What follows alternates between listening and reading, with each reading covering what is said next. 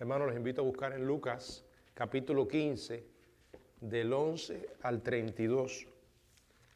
Lucas 15, del 11 al 32.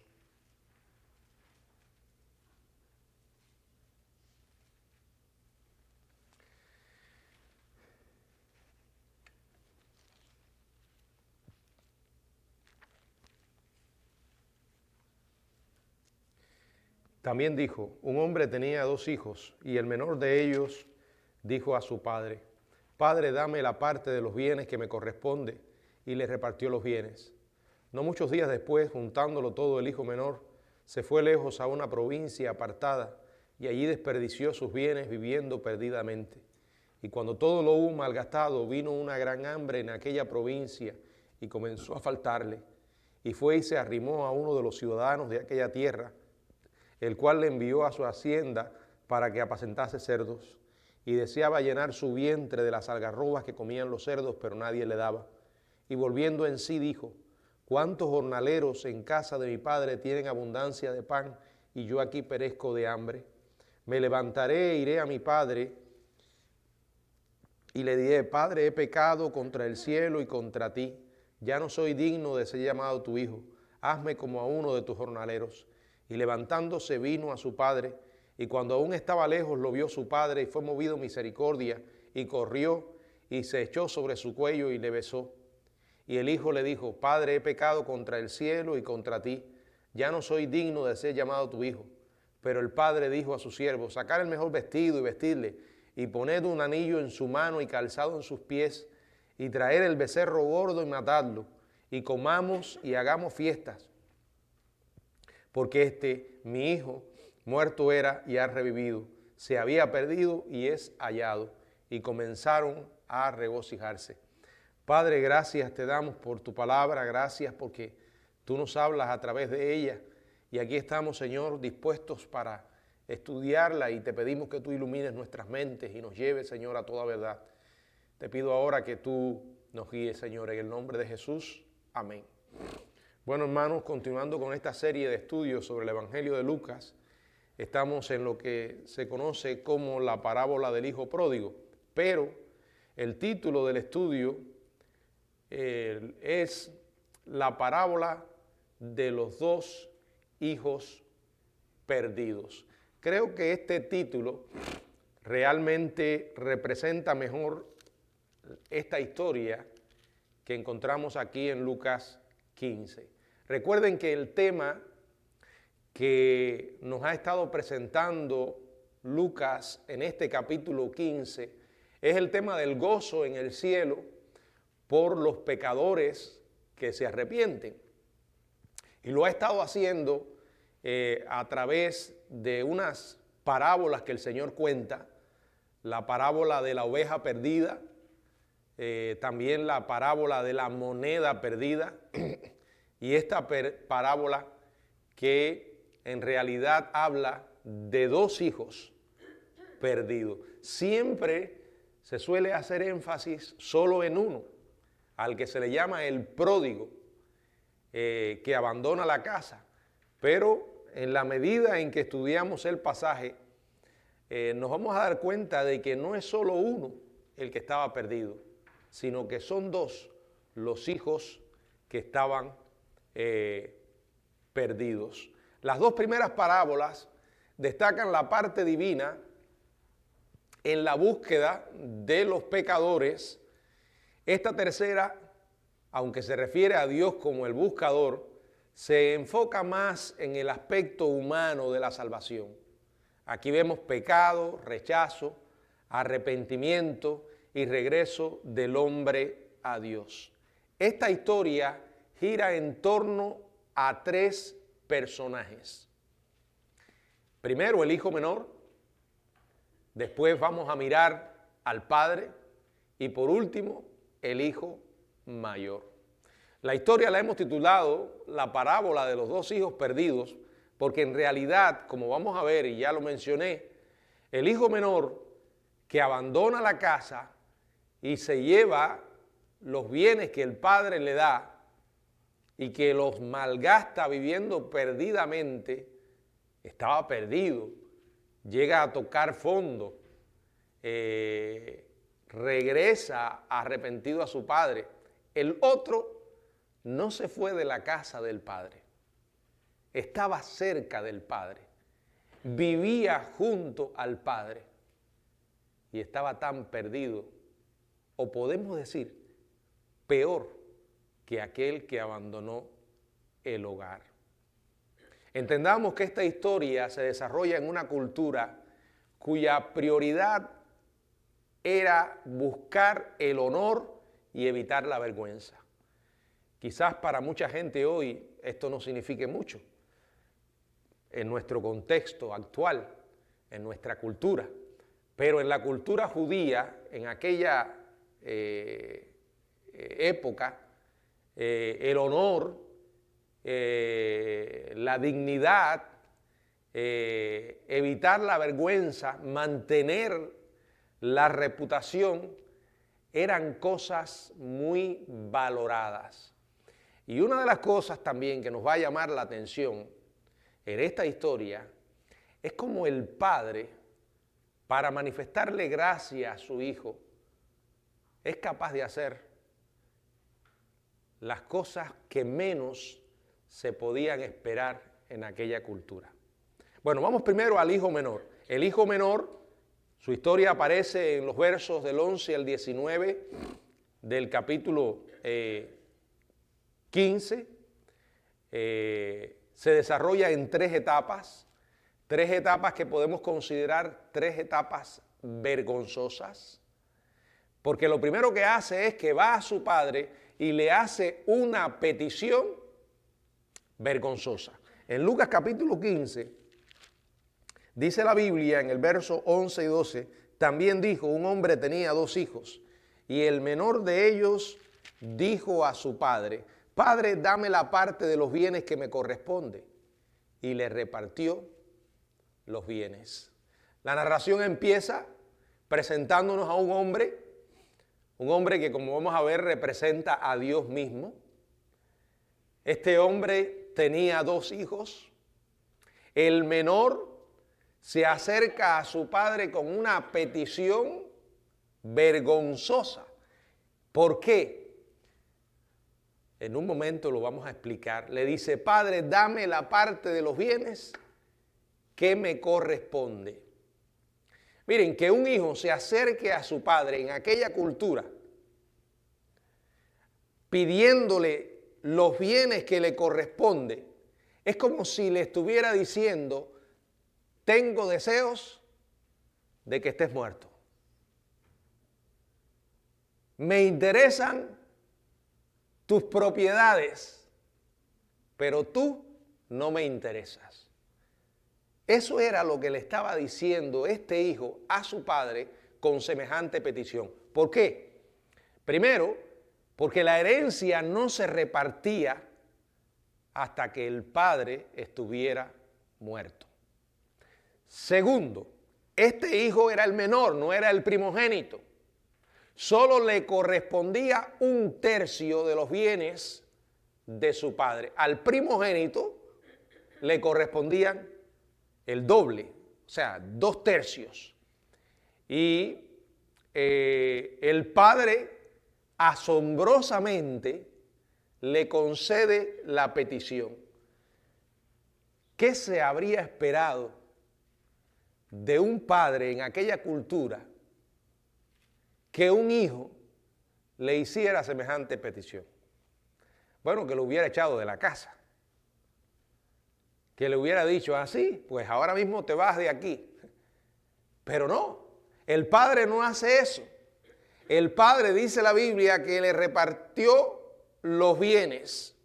Bueno, este punto resalta del hecho de que Dios, como el Dios vivo, el gran Padre, da a los pecadores la libertad de elegir el camino que van a tomar. Hay caminos que al hombre le parecen rectos, correctos, pero su fin es la muerte. Fue una petición vergonzosa. Además, fue un acto vergonzoso de rebelión. Miren lo que dicen los versos del 13 al 16. No muchos días después, juntándolo todo, el hijo menor se fue lejos a una provincia apartada y allí desperdició sus bienes viviendo perdidamente.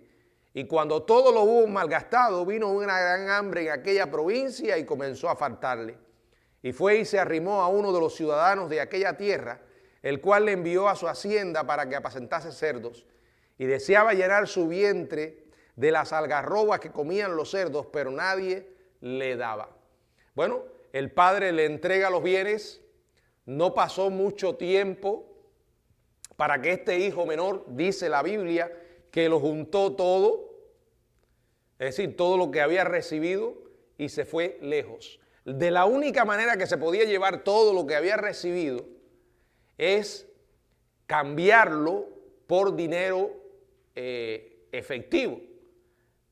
Esa era la única manera en que pudo haber llevado consigo sus bienes a una provincia apartada. O sea, quería estar lejos de su padre, quería estar lejos de su familia, quería estar lejos de las reglas, de las miradas acusadoras.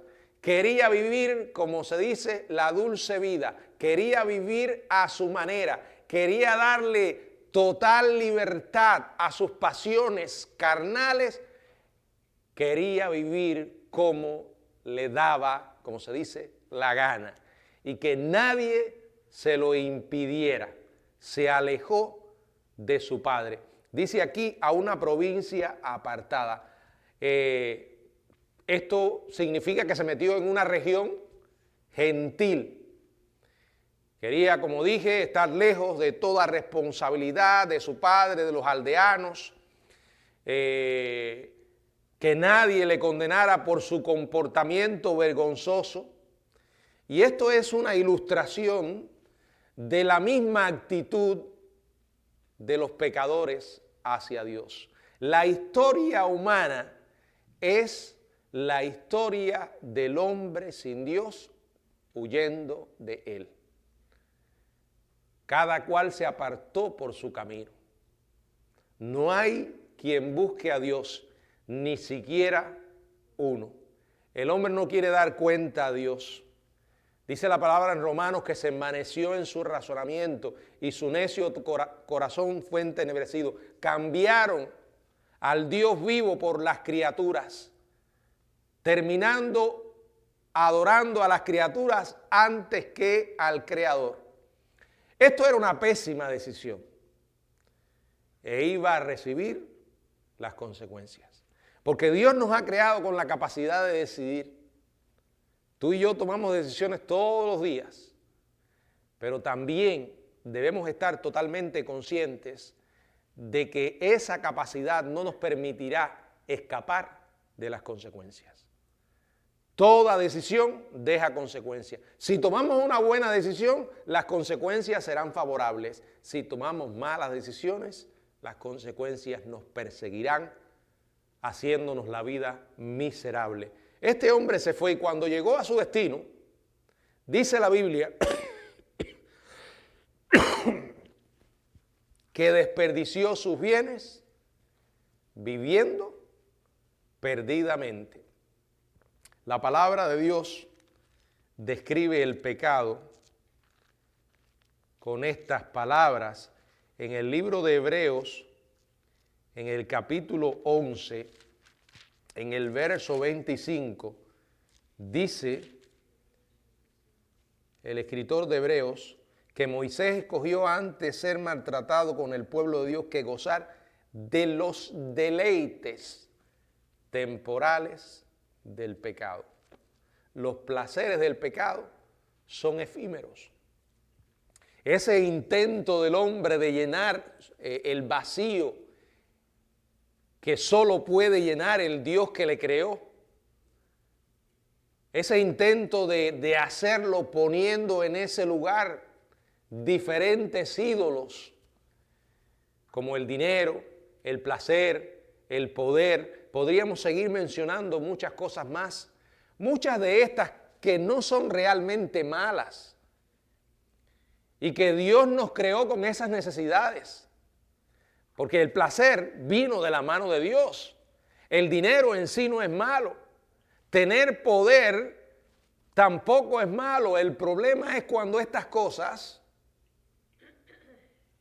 son llevadas a un límite que nunca Dios pretendió o quiso que fueran llevadas, y se convierten en ídolos, ídolos que llenan el corazón del hombre, y el hombre termina sirviendo a esos ídolos. Así es el pecado. Promete mucho, pero no da absolutamente nada de lo que promete. Llegó y acabó con todo lo que tenía. Me imagino que mientras tenía dinero tenía amigos. Cuando se acabó el dinero, se acabaron los amigos y las fiestas. Aquellos que se habían emborrachado con él, aquellos que le usaron, ahora ya no estaban. Dice la Biblia que llegó al punto en que lo hubo malgastado todo. Consecuencias. Todo lo que el hombre sembrare, eso también segará. Pero no habían terminado. Esa consecuencia, como los eslabones de una terrible cadena, trajo otras consecuencias. Ahora, esta en realidad no era de su propia creación, pero no pudo enfrentarla por las decisiones necias que había tomado. Dice que vino una gran hambre en aquella provincia. Imagínense. Y el tipo estaba sin dinero. Por primera vez comenzó a faltarle, se acabó la abundancia. Sus malas decisiones, unidas a la crisis grave provocada por la hambruna, llegó a tocar fondo. Llegó a la desesperación. Qué tremendo. Porque ese es, en muchos casos, el momento, digamos, ideal en el que comenzamos a mirar arriba, porque ya estamos de cara al suelo. En medio de su desesperación se le ocurre un plan vergonzoso también, porque esto era vergonzoso para un judío. Miren en el verso 15 lo que dice: y fue y se arrimó a uno de los ciudadanos de aquella ciudad, el cual le envió a su hacienda para que apacentase cerdo. Bueno, parece que le cayó detrás a este hombre y no lo soltaba. Dice que se arrimó. Para un judío, criar cerdos en una nación gentil era una de las cosas más degradantes que se podían imaginar. Pero no solamente criar cerdos, llegar a sentir envidia por la comida de los cerdos. Imagínense esto. Era un mendigo y es probable que se aferrara a este hombre, y este hombre, para deshacerse del extraño, lo manda a cuidar de los cerdos. El miserable se ve obligado a pelearse por las algarrobas que comían estos animales. Fíjense hasta dónde había llegado, que aún su tarea de mendigo no le funcionaba, porque dice la Biblia que nadie le daba. Bueno, muchas veces Dios permite que el hombre atraviese por experiencias tan duras como estas, que no son un castigo de Dios, sino producto de las decisiones que ese mismo hombre toma. Porque si usted se pone a analizar esta historia, este hombre se metió en este problema. Este muchacho llegó allí por sus propios pies. Se vio enredado en esta situación miserable porque él mismo se lo buscó. Pero Dios estaba obrando aún en medio de esto, tratando de ganar la atención del muchacho. El comportamiento del hijo menor es un ejemplo de los deseos de los pecadores y la desesperanza en la que el hombre vive. El hombre que se ha rebelado con Dios, que ha despreciado su paternidad, que ha desdeñado su honor y respeto, que ha despreciado su amor. El hombre que ha tomado las dádivas que Dios le ha dado y las ha despilfarrado en lujuria desenfrenada. Mucha gente solo quiere a Dios por lo que le pueda dar, más nada. Aquellos que piden oración, buscan ayuda solo cuando están en problemas.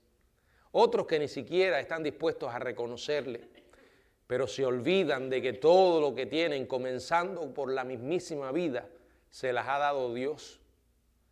Todo ser humano que llega en esta tierra es resultado de la providencia de Dios. Piénselo. Ninguno de nosotros escogió el lugar donde nacer.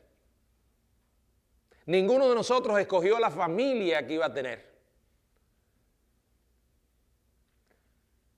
Y podríamos seguir, ninguno de nosotros escogió el cuerpo que se nos entregó. La personalidad, el carácter. Piensen. No importa si eres cristiano o no lo eres. Todos los seres humanos han recibido lo mismo. Todo esto son dádivas del Creador, sobre las que el hombre no tiene absolutamente ningún control. Sin embargo, se cree que lo tiene. Y en realidad no están dispuestos a reconocer a ese Creador. Como resultado, mucha gente hoy vive en bancarrota, vacía, indigente, sin nadie a quien acudir y enfrentando una muerte eterna. Repito, el hombre había hecho una petición vergonzosa, se vio en un vergonzoso acto de rebelión y ahora en un vergonzoso arrepentimiento. Vamos a ver, y digo vergonzoso porque tuvo que humillarse. Tuvo que humillarse. Vamos a ver los versos del 17 al 19. Volviendo en sí dijo: ¿cuántos jornaleros en casa de mi padre tienen abundancia de pan y yo aquí perezco de hambre?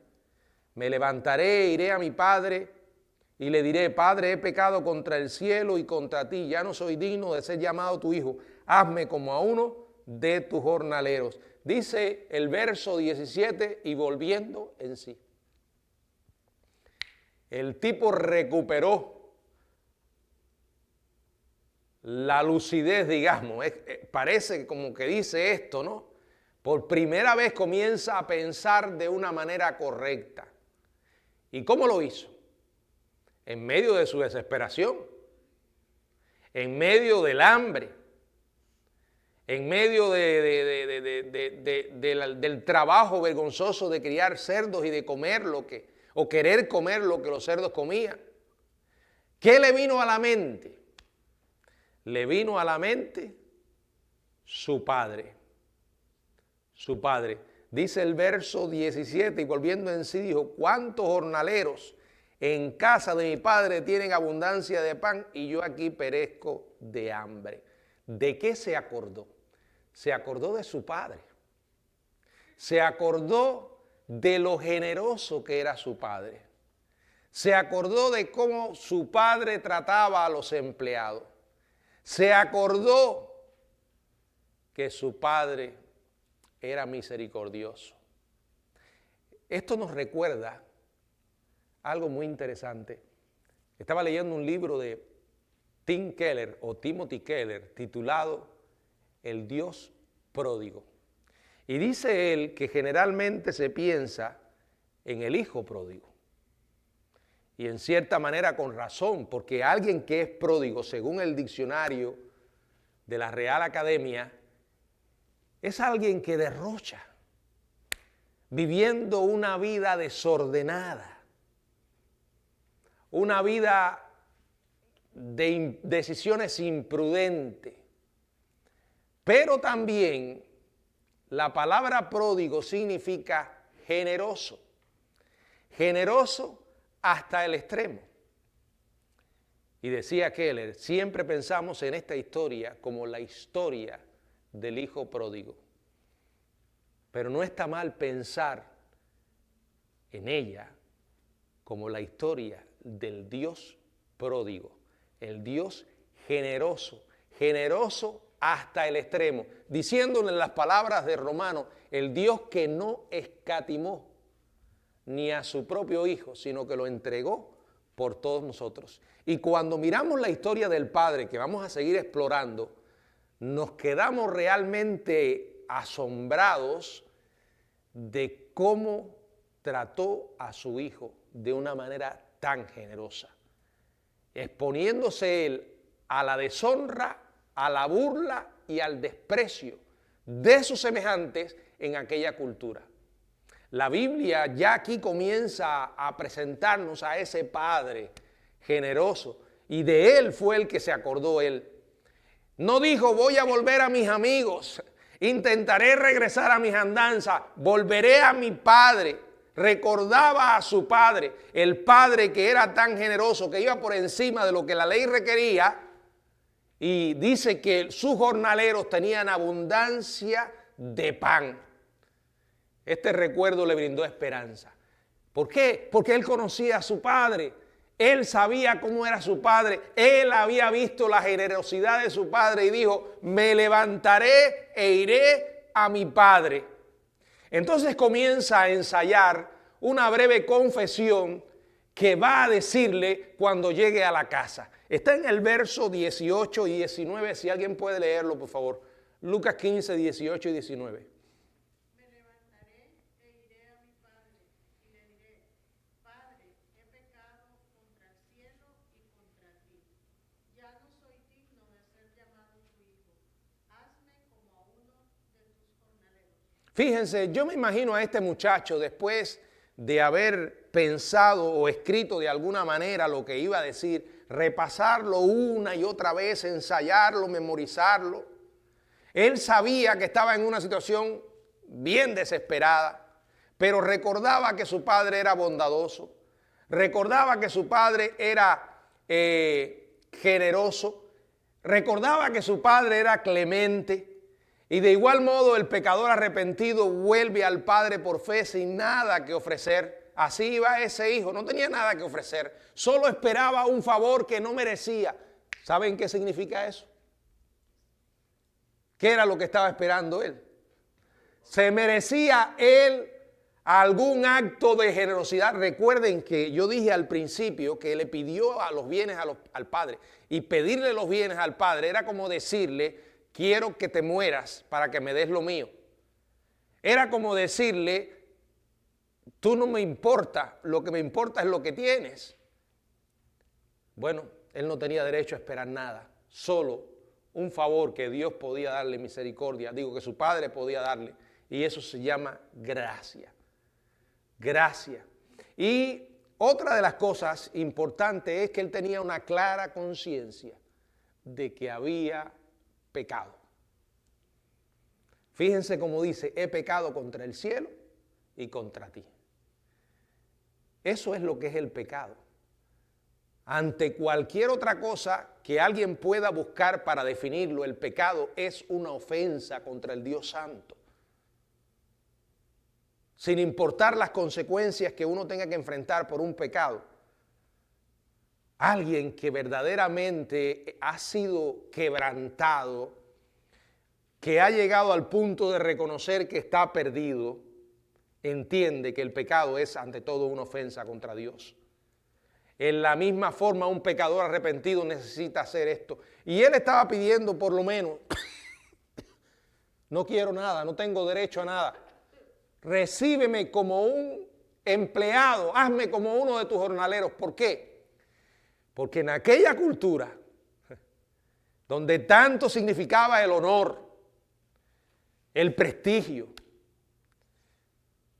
si él regresaba, tenía que hacer restitución de lo que se había llevado y malgastado.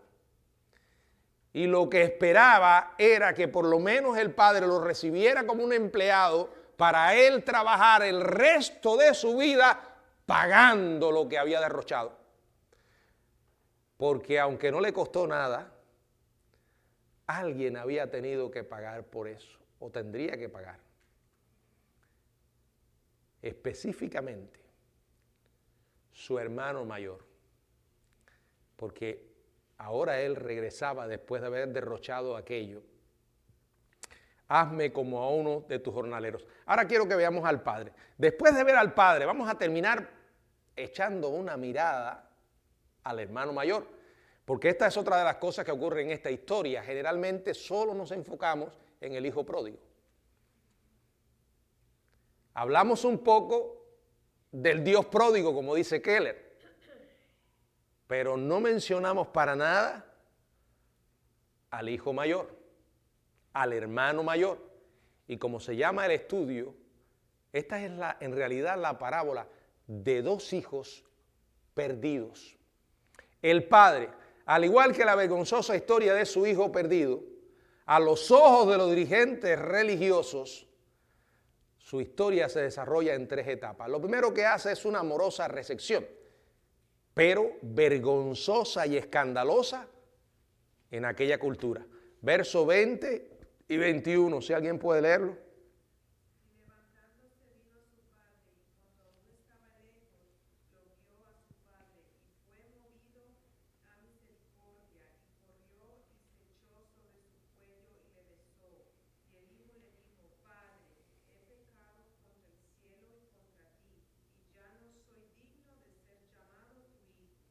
Dice que levantándose vino a su padre, pero comienza un proceso de recepción totalmente inesperado.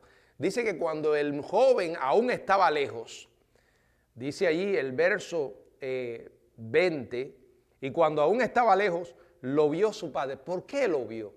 ¿Saben por qué lo vio? Yo me imagino que todos los días ese padre salía y se sentaba en ese lugar a mirar el horizonte con la esperanza de que su hijo regresara.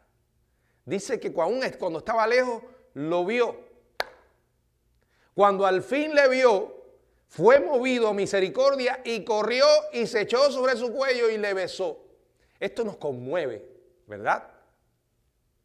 Pero esto escandalizó a aquella cultura, a aquellas personas que lo conocían. ¿Por qué? Dice que corrió. Bueno, para ti y para mí, correr hoy no es, sobre todo una persona, un hombre, no es algo fuera de lo común. Pero en aquella cultura, un hombre de su posición e importancia que corriera en público era algo inaudito. Primero, para poder correr, tenía que levantar la larga túnica que usaban los hombres y mujeres por igual, dejar las piernas al descubierto, y esto era un acto que se consideraba altamente vergonzoso. Ya le digo, para poder entender bien la historia tenemos que ubicarnos en las costumbres de aquella época. Dejar descubiertas sus piernas era vergonzoso. Pero aún más impactante fue lo que hizo cuando llegó. Dice la Biblia que se echó sobre su cuello. Ese muchacho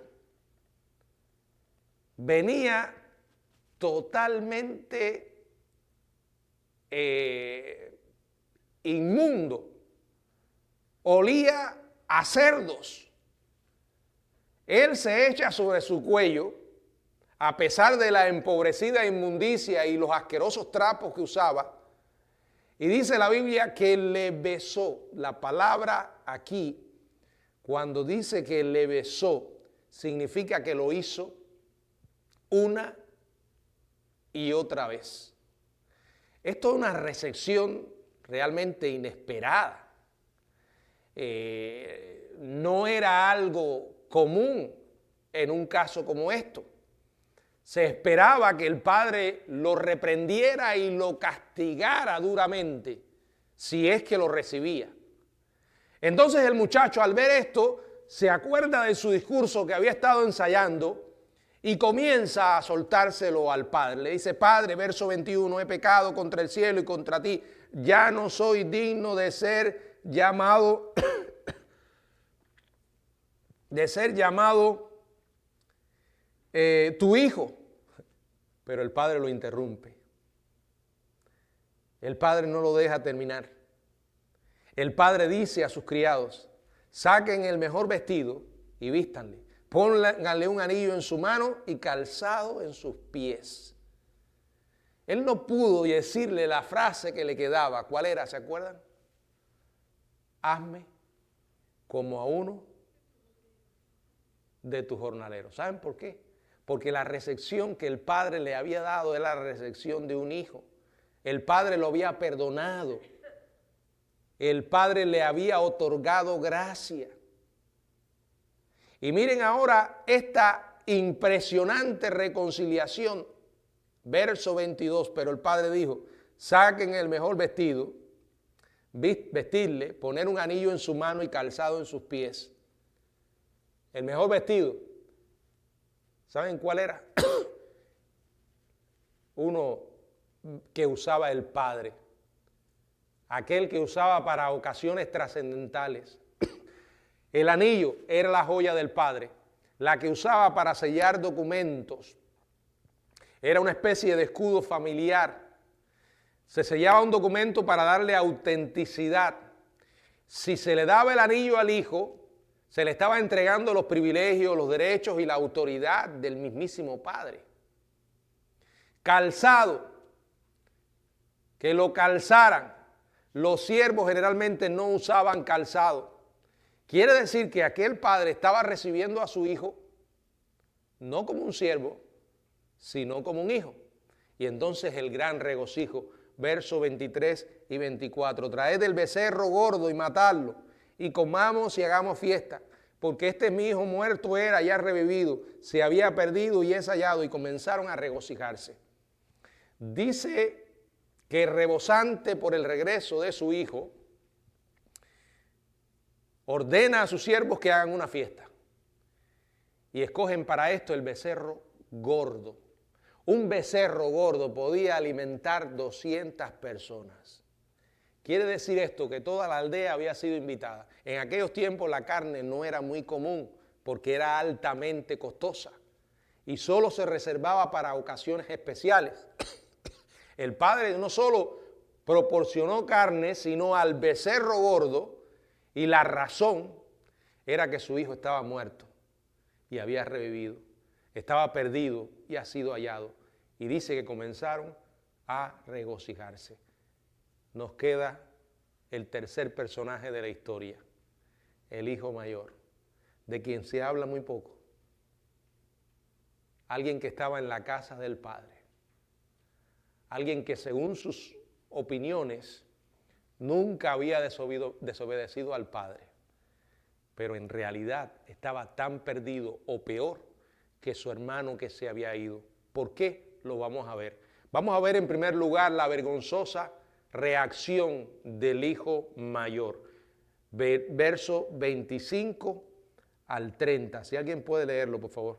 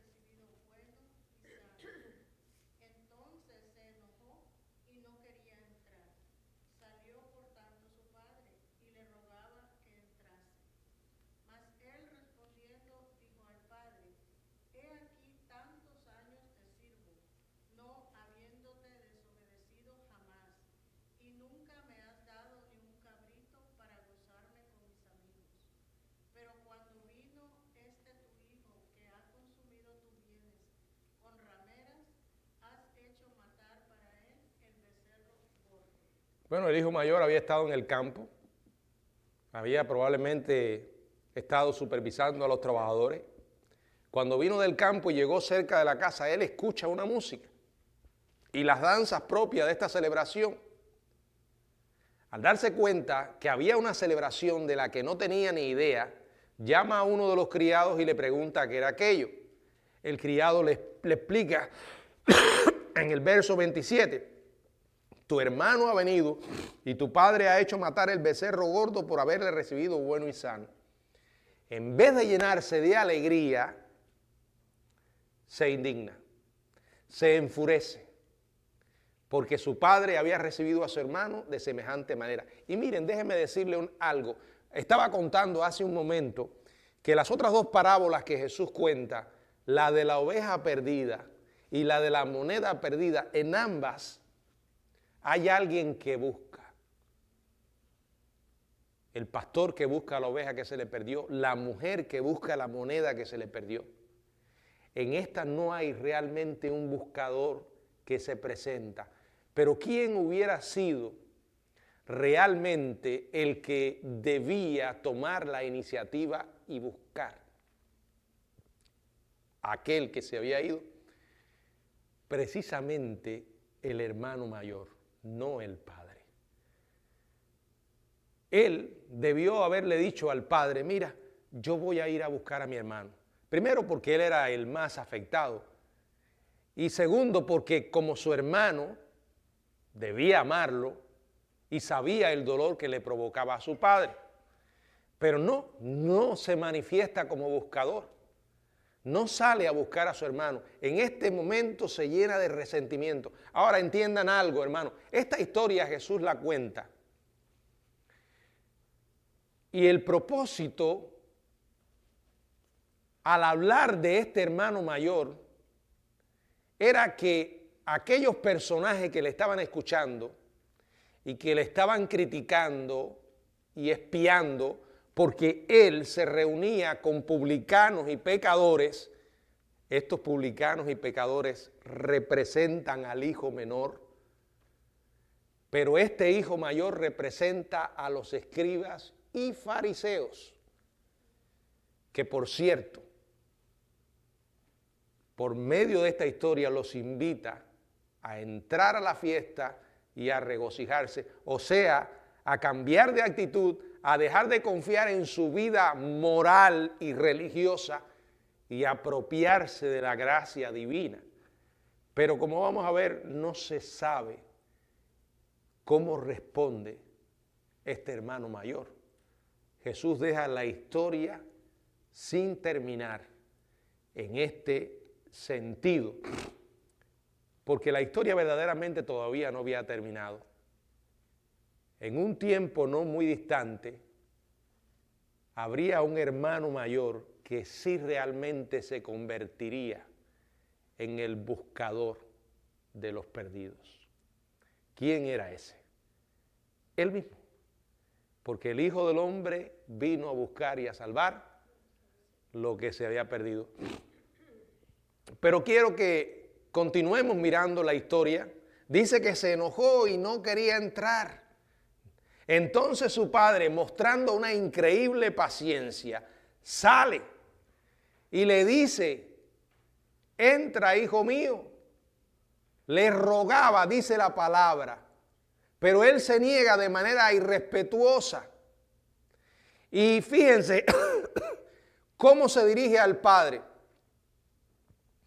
No le llama padre, como el otro le llamó cuando regresó. Dice la Biblia, dijo al padre, he aquí tantos años te sirvo. Para él tantos años de trabajo bajo las órdenes de su padre no era más que una esclavitud. Estaba descansando en lo que él había hecho. Estaba descansando en sus buenas acciones. Estaba descansando en su vida recta y moral, que no era más que un engaño, porque miren cómo lo dice, no habiéndote desobedecido jamás. ¿Habrá sido cierto? Yo pienso que en el corazón de este hijo mayor estaba el mismo deseo que en el corazón del hijo menor cuando se fue. Lo que pasa que no se atrevió a decirlo. Este hombre representa a aquel fariseo que dice la Biblia en Lucas 18, verso 21, dice la palabra, específicamente la historia del joven rico, que dice, todo esto lo he guardado desde mi juventud. Estaba diciendo una mentira. Y aquel fariseo que oraba consigo mismo y decía, Señor, gracias porque yo no soy como aquel, como el otro. Estaba engañado. Y le dice, nunca me has dado ni un cabrito para gozarme con mis amigos. Estaba resentido. Estaba resentido con su padre.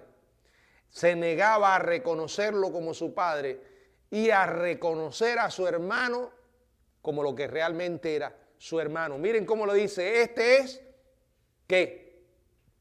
Tu hijo, que ha consumido sus bienes con ramera. Esto siempre me llama la atención porque la Biblia no dice en ninguna parte que él había consumido sus bienes con ramera. Solo ofrece el detalle que se fue a una provincia apartada y que allí desperdició sus bienes viviendo perdidamente.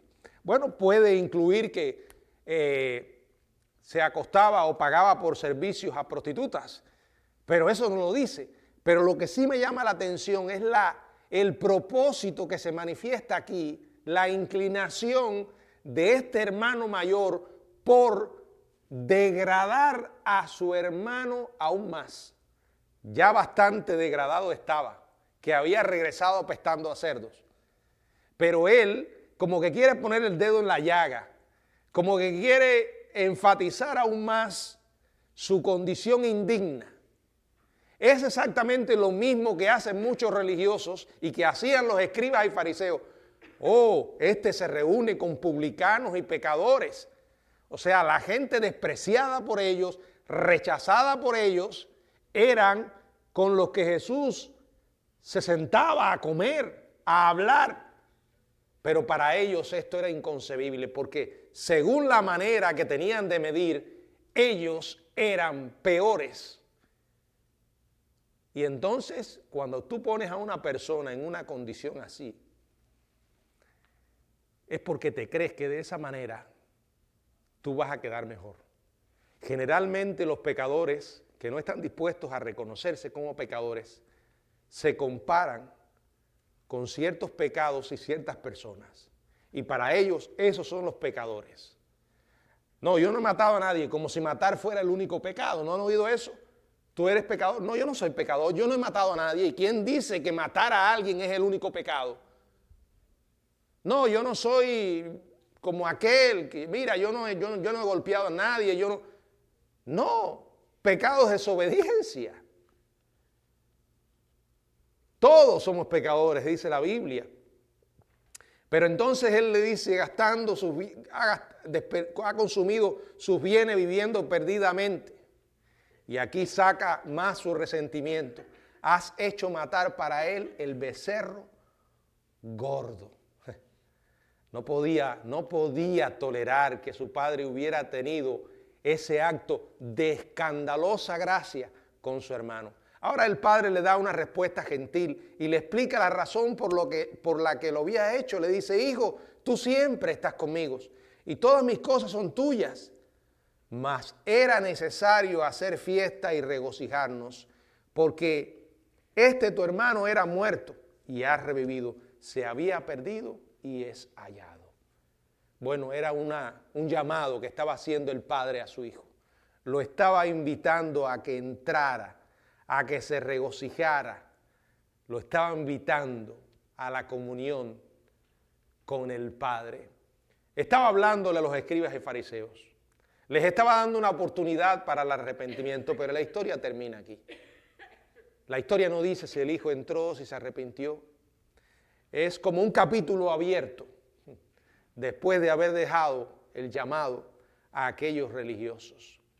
Y decía al principio que este estaba más perdido que el otro, porque la peor condición en la que puede estar una persona es esa en la que se cree superiormente, se cree superior moralmente a los demás. Se cree bueno. Se cree que con sus buenas obras y con sus acciones puede poner a Dios en deuda para que haga lo que quieren los legalistas, los autocomplacientes, los obstinados que estaban ciegos a la gracia de Dios. Fíjense si ese odio crecería, aumentaría, que después comenzarían a tramar una conspiración para matar al Hijo de Dios. Hay mucha gente en el mundo que vive perdida, lejos de Dios, pero también hay muchos que viven perdidos, llevando una vida religiosa, creyéndose buenos y descansando en sus acciones. Ambos necesitan arrepentimiento.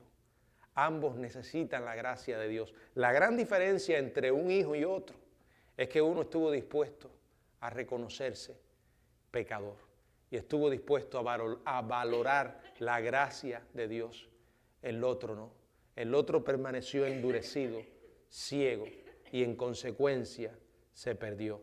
Que Dios nos ayude a valorar ese mensaje extraordinario que es el Evangelio de la gracia divina. Una invitación para todo aquel que esté dispuesto a creer del Dios pródigo, sumamente generoso, que derramó la vida de su Hijo para salvar al mundo.